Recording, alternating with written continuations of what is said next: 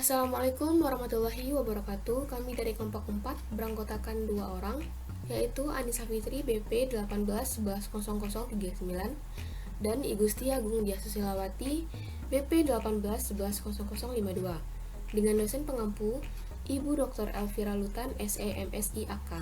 Mata kuliah Teori Akuntansi, jurusan S1 Akuntansi Universitas Dharma Andalas. Dengan pembahasan topik kelima yaitu konsep dasar. Referensi buku Suarjono Teori Akuntansi Prekayasaan Pelaporan Keuangan edisi ketiga BPFE Yogyakarta. Konsep dasar. Pengertian dasar secara implisit melekat pada tiap penalaran dalam rekayasaan akuntansi. Konsep dasar merupakan abstraksi atau konseptualisasi karakteristik lingkungan akuntansi. Konsep dasar bersifat asumsi yang validitasnya tidak selalu dapat diuji, tetapi bermanfaat sebagai basis penalaran. Sumber konsep dasar. Berbagai sumber atau penulis mengajukan sehimpunan atau seperangkat konsep dasar yang isinya berbeda-beda. Berikut adalah daftar seperangkat konsep dasar dari beberapa sumber. Yang pertama, Ikatan Akuntan Indonesia atau IAI. IAI mengadopsi kerangka konseptual IASC sehingga konsep dasar yang dipilih juga mengikuti IASC. Ada konsep dasar dinamakan asumsi pelandas atau underlying assumption yang disebut secara spesifik dalam kerangka konseptual IASC.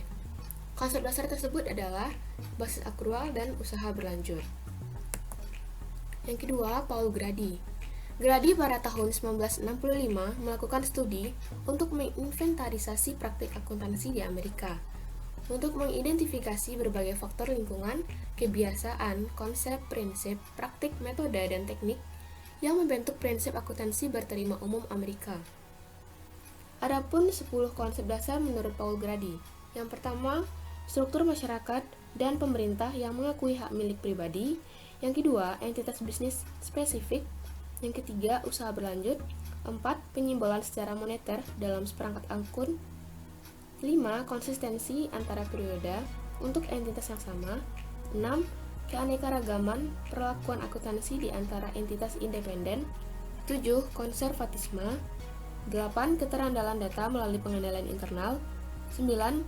Materialitas. Dan yang 10. Ketepatwaktuan dalam pelaporan keuangan memerlukan taksiran. Yang ketiga, Accounting Principle Board. APB menyebut konsep dasar sebagai ciri-ciri dasar basic feature dan memuatnya dalam APB Statement nomor 4. APB mengidentifikasi 13 konsep dasar yang merupakan karakteristik lingkungan diterapkannya akuntansi. Yang pertama itu entitas akuntansi, yang kedua usaha berlanjut, yang ketiga pengukuran sumber ekonomi dan kewajiban, 4. Periode-periode waktu, 5. Pengukuran dalam unit uang, 6. Akrual, 7. Harga pertukaran, 8. Angka pendekatan, 9. Pertimbangan, 10. Informasi keuangan umum, 11. Statement keuangan berkaitan secara mendasar, 12. Substansi daripada bentuk, dan yang terakhir materialitas. Yang keempat, menurut Wolk, Terney, dan Dodd, mendaftar 4 konsep yang dianggap sebagai postulat dan beberapa konsep lain sebagai prinsip berorientasi masukan atau input-oriented principle, yaitu recognition, matching, conservatism, disclosure, materiality, serta objectivity, dan prinsip berorientasi keluaran atau output-oriented principle, yaitu comparability, konsistensi, dan uniformity. Keempat konsep yang dikategorikan sebagai postulat yaitu yang pertama, usaha berlanjut, yang kedua, periode waktu, yang ketiga, entitas akuntansi, dan yang terakhir, unit moneter. Selanjutnya menurut Anthony, Hawkins, dan Merchant. Penulis ini mendaftar 11 konsep berikut ini yang dijadikan basis dalam membahas isi, bentuk, susunan, dan arti penting statement keuangan. Yang dimana 11 konsepnya itu ialah pertama, pengukuran dengan unit uang, yang kedua, entitas, 3. Usaha berlanjut, 4. Kos, 5. Aspek ganda, 6. Periode akuntansi, 7. Konservatisme, 8.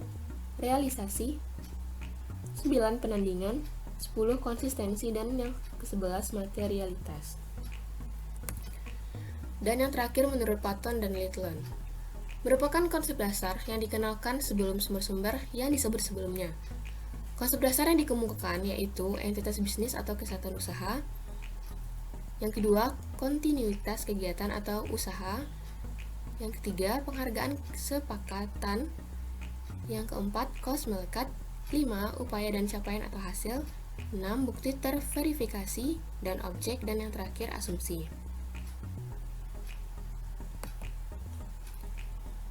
Kesatuan usaha.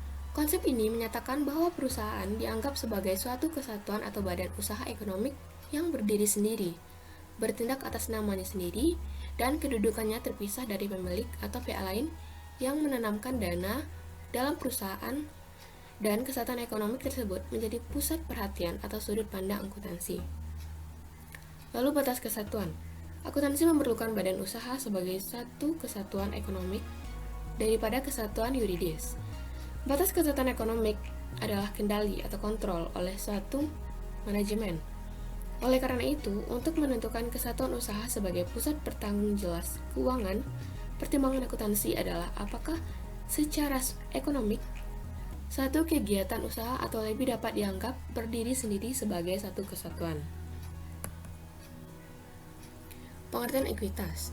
Karena hubungan antara kesatuan usaha terpisah dengan pemilik, dan hubungan tersebut dipandang sebagai hubungan bisnis, konsep kesatuan usaha mempunyai implikasi terhadap pendefinisian ekuitas.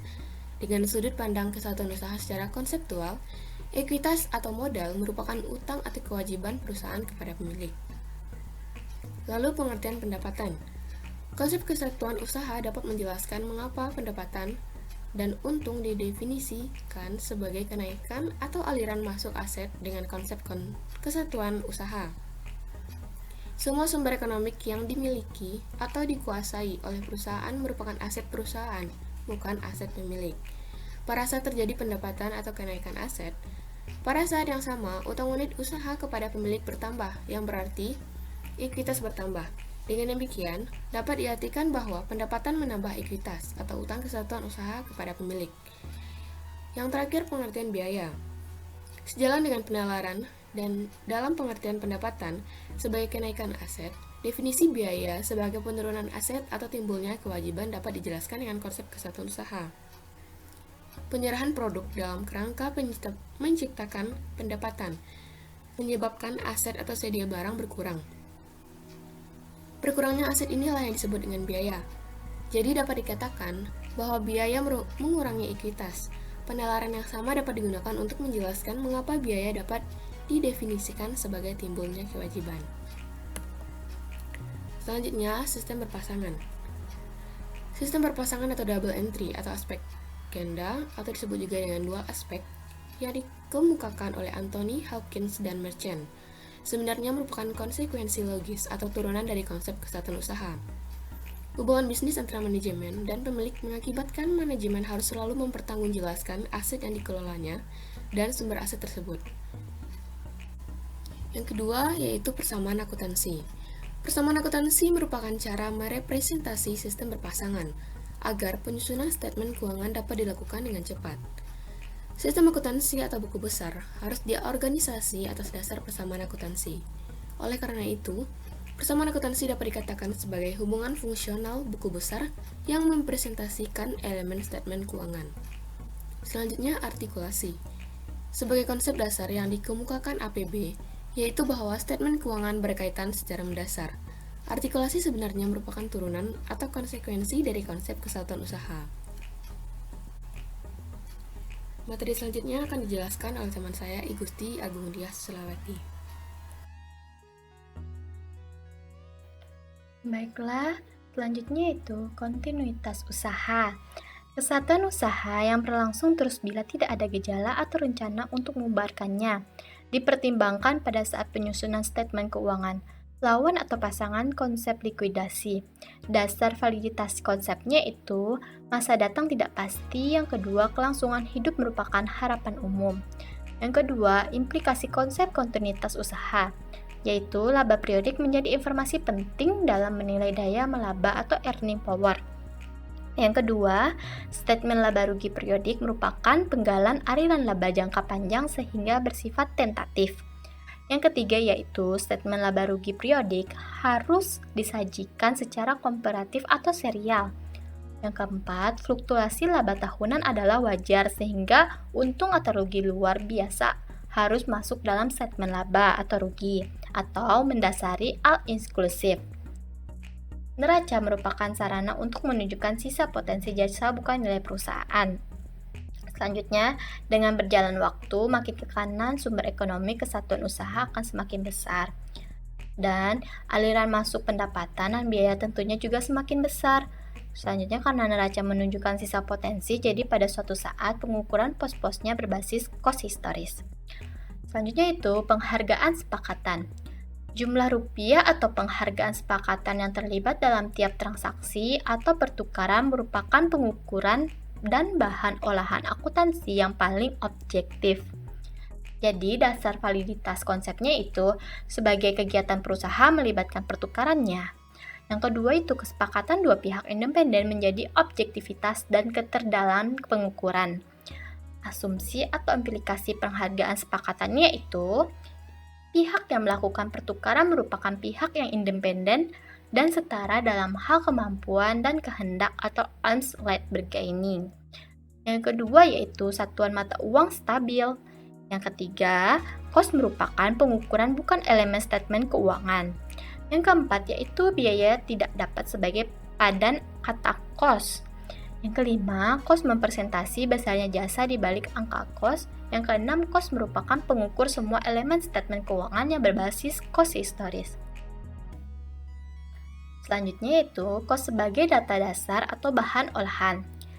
Sepakatan dapat diartikan sebagai terukur atau diukur oleh dua pihak yang independen. Jadi, penghargaan sepakatan disebut juga dengan aggregate harga atau price aggregate.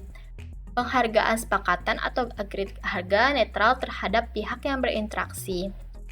Lalu, istilah cost dapat mengganti measure consideration atau price aggregate asalkan secara luas atau in a broad sense.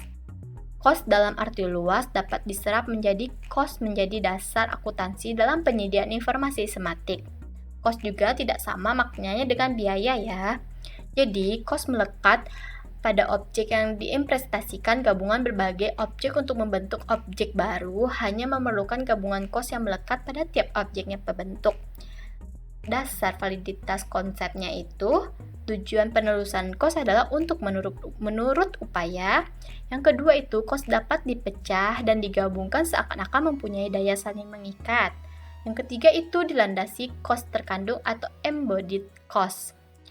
Adapun implikasi cost melekat yaitu aliran bisnis operasi direpresentasi dalam aliran cost. Cost itu mengalami 3 tahap perlakuan yaitu pemerolehan, penelusuran, dan pembebanan.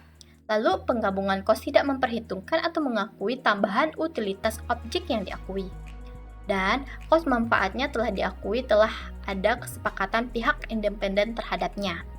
Produk menjadi wadah penggabungan cost yang mudah dikaitkan dengan produk. Periodi menjadi wadah penggabungan cost yang tidak mudah dikaitkan dengan produk. Selanjutnya, upaya dan hasil.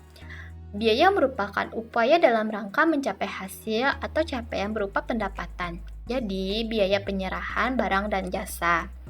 Menimbulkan pendapatan bukan sebaliknya, pendapatan menanggung biaya. Dasar validitas konsepnya itu, untuk mendapatkan sesuatu orang harus berusaha. Pada umumnya, orang mengharapkan upayanya saja yang membuahkan hasil. Upaya dilakukan dengan senang hati dan bukan beban siksaan atau cobaan ya. Jadi hasil pada umumnya sepadan upaya. Implikasi upaya dan hasil. Perlunya basis asosiasi untuk penentuan laba yang bermakna. Produk merupakan penakaran untuk mengasosiasi pendapatan dan biaya yang ideal. Yang ketiga yaitu laba akuntansi merupakan residual hasil penandingan. Dan yang keempat, hanya kos aktual yang ditandingkan.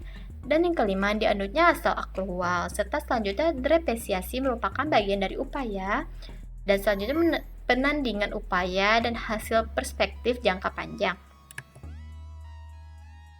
Lalu, bukti terverifikasi dan objektivitas. Kebermanfaat informasi akan tinggi kalau informasi didukung dengan yang objektif dapat diuji kebenarannya. Terverifikasi mungkinkah orang untuk meyakinkan kebenaran akan sesuatu? Sedangkan objektif penentuan kebenaran didasarkan atas fakta bukan subjektivitas ya. Akuntansi mendasar diri pada objektivitas relatif sesuai dengan keadaan yang mengikuti. Implikasi bukti terverifikasi dan objektif yaitu menentukan tingkatan kewajaran dalam pengauditan. Yang kedua, tingkatan keobjektifikan bukan bukti harus dilihat dalam perspektif jangka panjang. Dan yang ketiga, bukti dalam akuntansi tidak harus sama dengan bukti yuridis. Lalu keempat, keterverifikasian dan objektifikan bukan dalam akuntansi bersifat relatif atau bertingkat atau terbalik diperoleh bukannya mutlak. Selanjutnya yaitu asumsi. Konsep dasar merupakan asumsi atau paling tidak dilandasi oleh asumsi-asumsi tertentu. Harapan atau pengalaman umum menjadi landasan konsep kontinuitas usaha. Periode atau suatu tahun diasumsi tidak terlalu pendek atau panjang. Sedangkan yang ketiga itu, kos sebagai pengukur dilandasi asumsi bahwa orang bertindak rasional. Dan yang keempat, unit moneter digunakan sebagai pengukur didasarkan pada asumsi bahwa mata uang itu stabil. Penekanan pada penentuan laba didasarkan pada asumsi bahwa tujuan umum perusahaan adalah mencari laba. Konsep dasar penting lainnya yaitu substansi daripada bentuk, yang kedua pengakuan hak milik pribadi, yang ketiga keanekaragaman antar entitas, yang keempat konservatisme, dan yang kelima pengendalian internal menjamin keterdalan data. Lalu konservatisme itu sikap dalam menghadapi ketidakpastian dengan cara mengambil keputusan atas dasar munculnya yang terjelek. Implikasi akuntansi dalam kondisi ketidakpastian, akuntansi akan memilih perlakuan atau menentukan standar atas dasar munculnya yang kurang menguntungkan. Akibatnya, biaya atau rugi segera diakui walaupun belum pasti terjadi, sementara pendapatan atau untung tidak diantisipasi atau diakui walaupun cukup pasti terjadi. Jadi manfaat konsep dasar itu yaitu menjadi komponen argumen dalam penalaran logis pada tingkat perekayasaan, penetapan standar atau menerapkan standar. Yang kedua itu terfleksi di basis penyimpulan atau basis for conclusion dalam rangka konseptual sebagai hasil perekayasaan. Yang ketiga, terrefleksi di latar belakangi penyimpulan background information dan pernyataan standar akuntansi. Yang keempat, terrefleksi di kebijakan akuntansi atau accounting policy atau perusahaan dalam buku pedoman akuntansi. Baiklah, sekian hasil dari presentasi saya dan teman saya. Bila ada kesalahan kata, mohon dimaafkan. Billahi taufiq wal hidayah. Wassalamualaikum warahmatullahi wabarakatuh. Terima kasih.